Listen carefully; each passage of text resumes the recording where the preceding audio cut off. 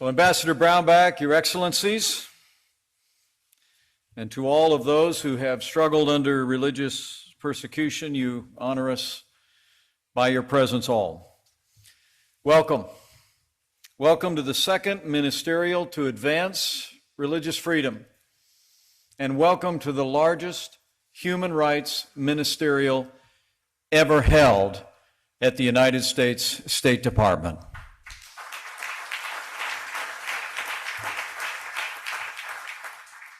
We gather today as people who believe in freedom of religion and also the power of faith. As Vice President of the United States, I stand for the freedom of religion that animated the American founding and is enshrined in our Bill of Rights. But this is a special day for me as well because on a personal level, my faith in Jesus Christ has brought meaning and purpose to me and my family every day of my life. So I'm honored by your presence, and I'm especially honored to address you today as Vice President to an American president who has been a great champion of religious freedom at home and abroad. So allow me to begin by bringing greetings and welcome on behalf of the 45th President of the United States of America, President Donald Trump.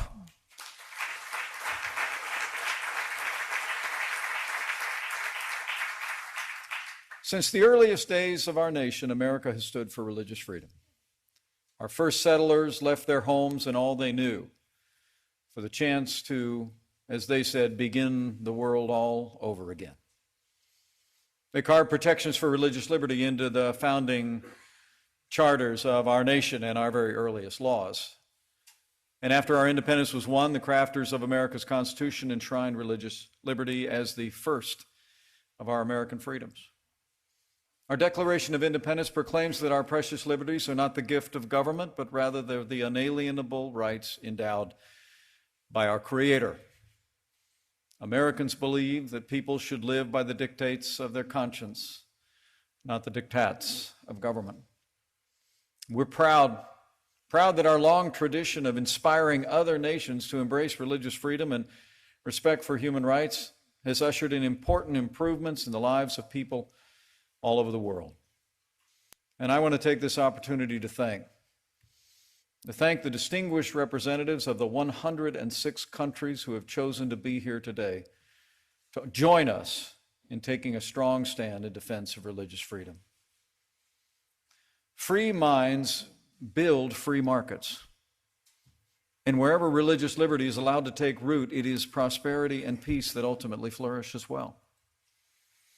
As we tell even our closest allies, those who reject religious freedom are more likely to breed radicalism and resentment. It can sow the seeds of violence, and it can too often cross borders. And those who deny religious freedom to their own people often have few qualms denying those rights to others. That's why under President Trump's leadership, this administration has taken decisive action to defend our first freedom at home and abroad. The President made a bold statement in support of religious liberty when he appointed a friend and a lifelong champion of our first freedom as our ambassador at large for international religious freedom. And that man has now traveled the world, and his good work is evidenced in the historic turnout today. Would you all join me in recognizing and thanking Ambassador Sam Brownback for his work on behalf of religious liberty around the world. Thank you, Sam.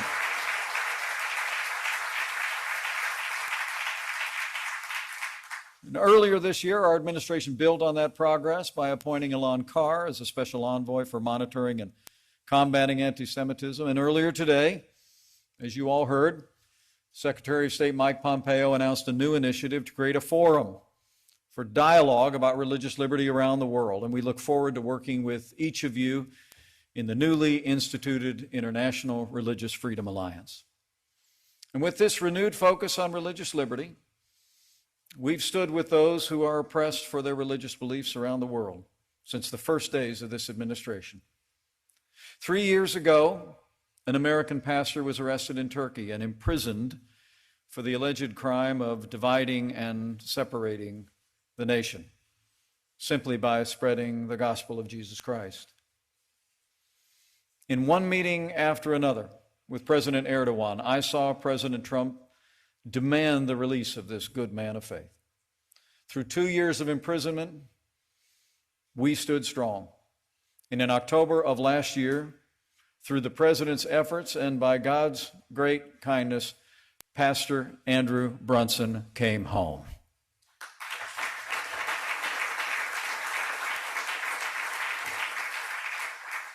Pastor Brunson's story of perseverance in the face of incredible hardship was an inspiration to people across our country and believers around the world. And we express our admiration to him from the bottom of our hearts, being an example of faith that is like gold tested in fire.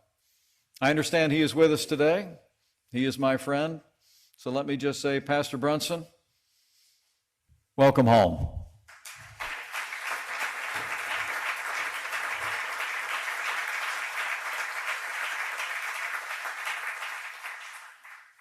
It is good to be back with you for the second year in a row.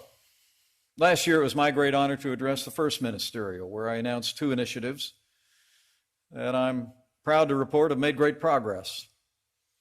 We announced a new initiative to ensure that religious freedom and religious pluralism would prosper across the Middle East, the Genocide Recovery and Persecution Response Program. And to date, I'm proud to report the United States has provided more than $340 million in aid to faith and ethnic minority communities persecuted by ISIS in Iraq and throughout the region. Second, at that ministerial, we announced a new initiative to support those who fight for religious freedom and those who suffer from religious persecution, the International Religious Freedom Fund. And since then, we've received nearly $5 million in pledges with donors from several countries well represented here. With your support, we've provided more than 435 rapid response grants to those persecuted because of their beliefs, helping more than 1,800 people directly as well as their families and fellow believers. For example, in Sri Lanka, we've given much needed assistance to the victims of the Easter Sunday attacks. And as I said last year, America is proud to lead this program, but we ask all the nations gathered here and around the world to join us in this important fund. Together, we will champion the cause of liberty as never before. And I believe that our combined leadership will make a difference for religious liberty for generations to come. So we've made progress, but we still have much work to do. For as we gather here today, a stunning 83% of the world's population live in nations where religious freedom is threatened or even banned. The victims of religious persecution face economic sanctions. They're often arrested and imprisoned. They're the target of mob violence and state-sanctioned terror. And all too often, those whose beliefs run counter to their rulers face not just persecution, but death. The list of religious freedom violators is long. Their oppressions span the globe. Here in our hemisphere, in Nicaragua, Daniel Ortega and his vice president and wife, Rosario Murillo, continue their assault on faith and human rights. Their regime violently suppresses dissent, assaults opponents, and condones thugs who repress and intimidate Catholic Church leaders for defending democracy and religious freedom. In Venezuela, the dictator Nicolas Maduro is using his so-called anti-hate laws to prosecute Catholic clergy who speak out against his brutal regime that has impoverished millions in this once prosperous country. Jewish community leaders report that media associated with the Maduro regime often cast coverage of Israel in anti-Semitic tones and trivialize or even deny the Holocaust. Nicolas Maduro has brought nothing but misery to the people of Venezuela. Nicolas Maduro is a dictator with no legitimate claim to power, and Nicolas Maduro must go.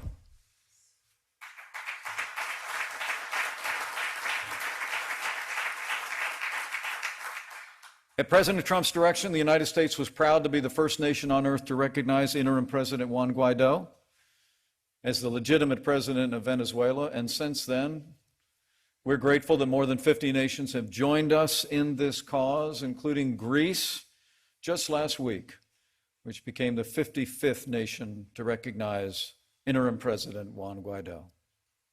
So we're standing strong for free and democratic Venezuela. We're also calling out the persecution of religious minorities in the greatest state sponsor of terrorism in the world, the Islamic Republic of Iran. The Iranian people enjoy few, if any, freedoms, least of all the freedom of religion. Christians, Jews, Sunnis, Baha'is, and other religious minorities are denied the most basic rights enjoyed by the Shia majority. And believers are routinely fined, flogged, and arrested in Iran. Like a story of a courageous Christian pastor whose daughter is here with us today. In 2009, Iranian authorities shut down Pastor Victor Bet Tamraz's church. But instead of fleeing the country, he continued to share the good news. In 2017, the Iranian government sentenced him to 10 years in prison. And in 2018, they sentenced his wife to 5 years, and later charged their couple's son to 4 months in prison for spreading Christian propaganda. Pastor Bet Tamraz and his family are an inspiration to freedom-loving people the world over. And we couldn't be more honored to have his daughter, Tabrina, here with us today. Please join me in recognizing Tabrina Bet Tamraz.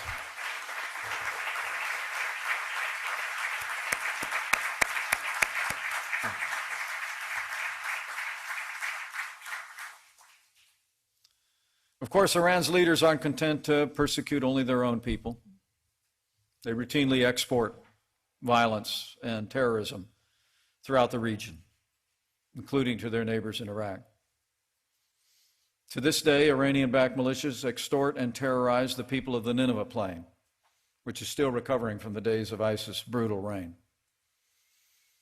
Now, let me be clear. The United States will not stand idly by while Iranian-backed militias spread terror. And today, I'm announcing that the United States has placed sanctions on 2 leaders of Iranian-backed militias for all they've done. We will hold them accountable.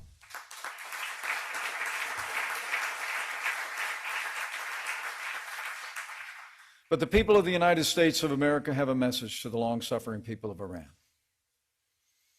Even as we stand strong against the leaders in Tehran, know that we are with you.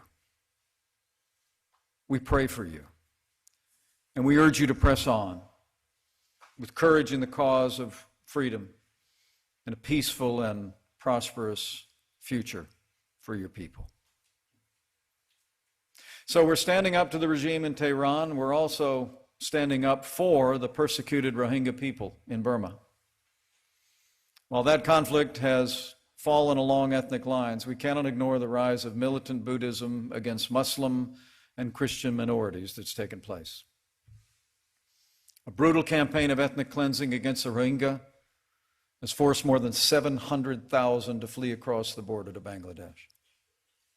And though the United States has repeatedly urged the Burmese government to hold accountable all those responsible, the government has continued to imprison and harass innocent men and women. Like a young Rohingya woman who's here with us today. When she was just 18 years old, she was thrown in jail for the simple crime of being the daughter of a political activist who dared to challenge the old military regime. For 7 years, she and her family endured deplorable conditions, but they never lost faith in the freedom that was their birthright. Eventually, she was released, and since then, she's gone on to earn a law degree and a master's of laws from the University of California, Berkeley. Now she's a leading advocate of empowering women and girls all over the world. She's an inspiring woman, and we're honored to have her with us today. Join me in recognizing Wei Wei Nu. Thank you for your example and your leadership.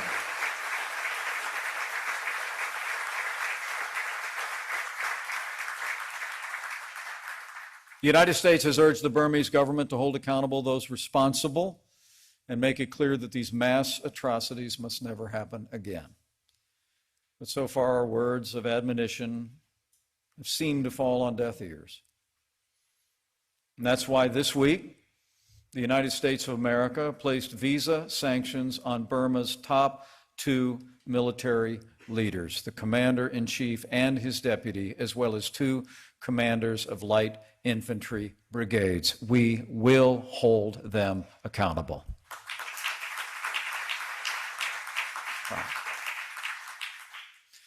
So we're standing up to the malign regime in Iran and pressing for accountability in Burma. But the United States has also spoken out against religious persecution in the People's Republic of China, and we do so again today. China's oppression of Tibetan Buddhists goes back decades. As part of its efforts to oppress Tibetan Buddhism back in 1995, Chinese authorities captured the legitimate Panchen Lama, then just a 6-year-old boy, and neither he nor his family have been heard from in the 24 years since. In Xinjiang, the Communist Party has imprisoned more than 1 million Chinese Muslims, including Uyghurs, in internment camps, where they endure round-the-clock brainwashing. Survivors of the camps have described their experiences as a deliberate attempt by Beijing to strangle Uyghur culture and stamp out the Muslim faith. Religious persecution in China has also targeted the Christian faith. But in one of the greatest ironies in the history of Christianity, in today's communist China, we actually see the fastest growth in the Christian faith that we have ever seen anywhere on earth in the last 2,000 years. Just 70 years ago, when the Communist Party took power, there were fewer than 500,000 Chinese Christians. Yet today, just 2 generations later, faith in Jesus Christ has reached as many as 130 million Chinese Christians. The truth is, faith is breaking out all across China, even in the streets of Hong Kong. As the pro-democracy activist Jimmy Lai told me earlier this month, when young people encounter police in the streets during protest marches that have drawn millions, he said those young people often sing songs of worship and praise. As he said, they sing Alleluia to the Lord. Chinese authorities may ban the sale of Christian Bibles, but that hasn't stopped China from publishing more Christian Bibles than any country on earth. Chinese authorities may ban the construction of Christian churches, but that hasn't prevented China from building more Christian churches than any other country in the world. China's experience is just more evidence of a time-worn truth. The pathway through persecution lies in the faith and resilience of the persecuted. Like that of a pastor of a large unregistered church in Guangzhou, China.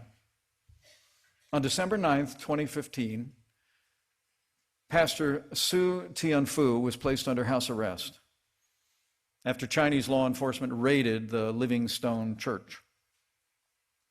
Later, he and his fellow co-pastor were charged with a fine of up to $1 million for collecting illegal donations from their church parishioners. And just last year, he was sentenced to 1 year in prison. His courage in the face of such relentless persecution is an inspiration to freedom-loving people all over the world. And we're honored to have with us today his courageous wife, who's been with him every step of the way. So join me in recognizing Manping Ouyang. We are honored that you are with us today, and we are inspired by your faith.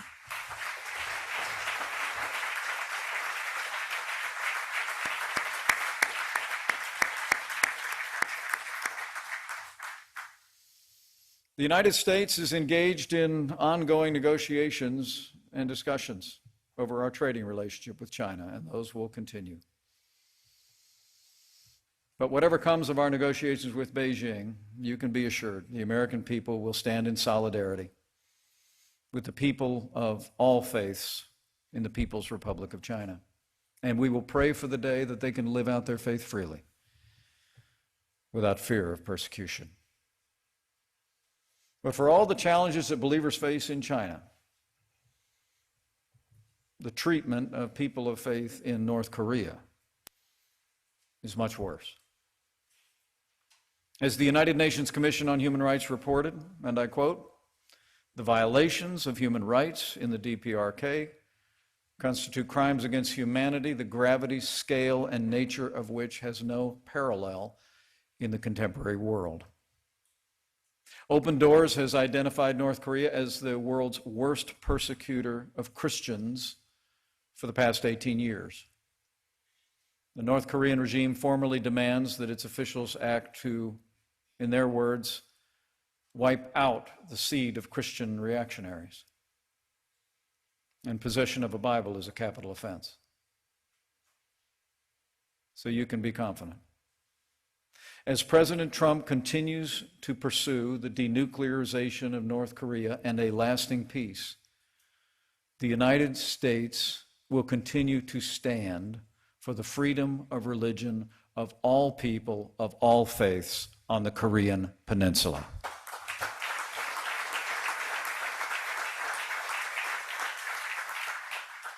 The United States stands with all victims of religious persecution. And the American people have them in our hearts and in our prayers. Whether it be North Korea, China, Burma, Iran, or all around the world. But today I'd like to draw your attention to 4 men who have faced down enormous pressure to stay true to their faith, and whose release, even now, after long captivity, would help restore the reputation of the countries that have detained them. In Eritrea, the 90-year-old patriarch of the Orthodox Church, Abuna Antonius, continues an already 12-year-long house arrest because he refuses to excommunicate critics of the government in his church. In Mauritania, the blogger Mohammed Sheikh Moherti is still being held for criticizing the government's use of Islam to justify discrimination.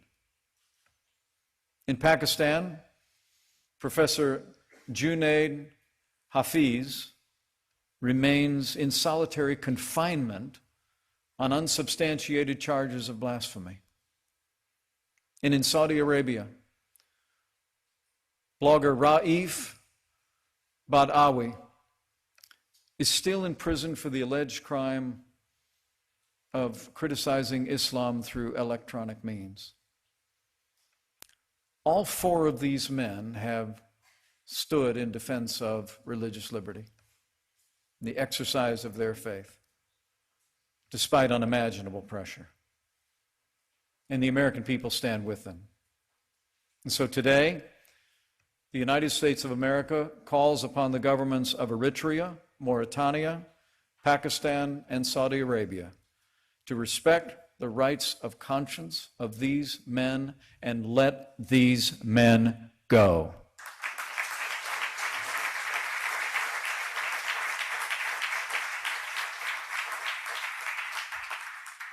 While religious freedom is always in danger in authoritarian regimes, threats to religious minorities, sadly, are not confined to autocracies or dictatorships. The truth is, they can and do arise in free societies as well, not from government persecution, but from prejudice. In Europe, where religious freedom was born as a principle and is enshrined in law, anti-Semitism is on the rise. In France and Germany, things have gotten so bad that Jewish religious leaders have warned their followers not to wear kippahs in public for fear that they could be violently attacked. And attacks on Jews, even on aged Holocaust survivors, are growing at an alarming rate. Regrettably, the world's oldest hatred has even found a voice in the halls of our United States Congress. So let me say clearly, anti-Semitism is not just wrong, it's evil. And anti-Semitism must be confronted and denounced wherever and whenever it arises, and it must be universally condemned.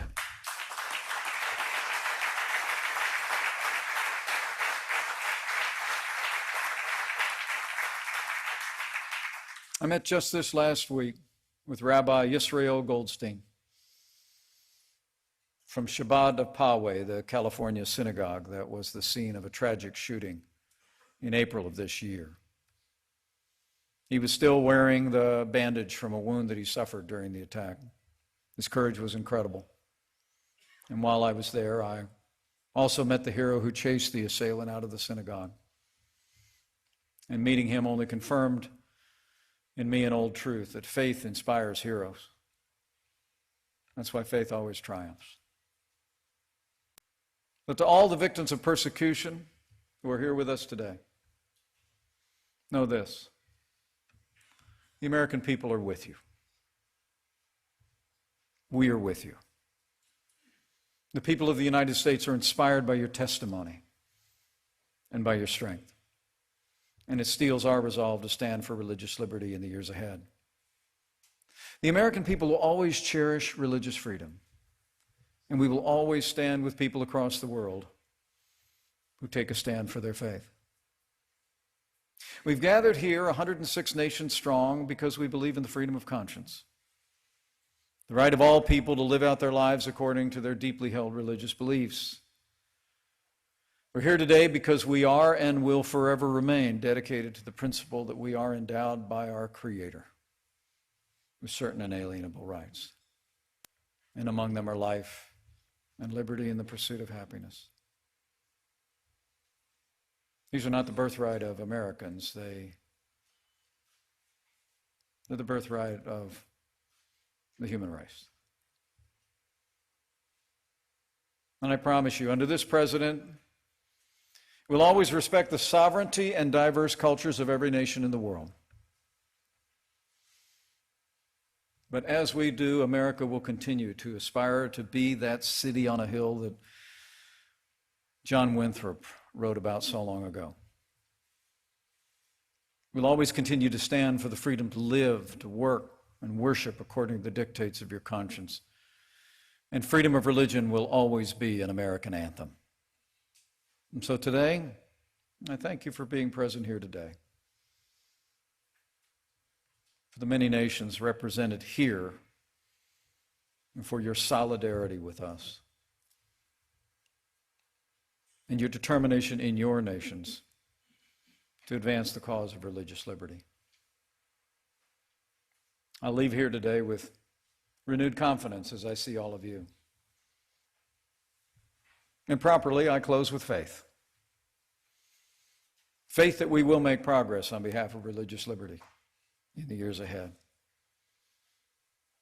You know, inscribed on the Liberty Bell, which was given to the United States of America by France shortly after we won our independence, are ancient words. It reads, "Proclaim liberty throughout all the land, and unto all the inhabitants thereof." Americans and liberty-loving people throughout the world and throughout our history have done this. And I believe with all my heart that as each of us in all the nations represented here renews our commitment to proclaim liberty throughout all our lands,